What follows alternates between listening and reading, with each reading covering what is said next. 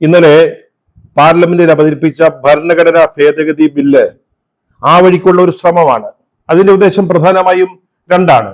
ഒന്നാമത്, ഈ വോട്ട് കൊള്ള, വോട്ട് ചോരി, ആ ആരോപണത്തെ തുടർന്ന് രാഹുൽ ഗാന്ധിയുടെ നേതൃത്വത്തിൽ ബീഹാറിൽ ആരംഭിച്ചിരിക്കുന്ന വോട്ട് അധികാർ യാത്രയിൽ നിന്ന് രാജ്യത്തിന്റെ ശ്രദ്ധയെ തിരിക്കുക. ആ റാലി ഇപ്പോഴും വലിയ തോതിൽ ജനങ്ങളുടെ, ഇന്ത്യയുടെ മുഴുവൻ ശ്രദ്ധ ആകർഷിച്ചുകൊണ്ടിരിക്കുക. അവിടേക്ക് ജനങ്ങൾ ഉറ്റുനോക്കുന്നുണ്ട്. അതൊരു വലിയ ചർച്ചാ വിഷയമാകുന്നുണ്ട്. ദേശമെങ്ങും ഈ വിഷയം ചർച്ച ചെയ്യുന്നു, സംസാരിക്കുന്നു. അതിൽ നിന്ന് രാജ്യത്തിന്റെ ശ്രദ്ധയെ തിരിക്കുക, തൽക്കാലത്തേക്കെങ്കിലും ശ്രദ്ധയെ തിരിക്കുക.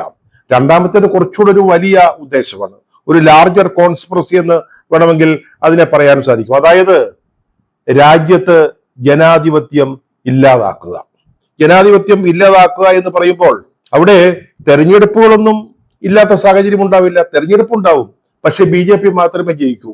ആ രീതിയിൽ ജനാധിപത്യത്തെ ഇല്ലായ്മ ചെയ്യുക, അതിന്റെ അടിത്തറ, അതിന്റെ അടിസ്ഥാന തത്വങ്ങളെ തകർക്കുക എന്ന ലക്ഷ്യം.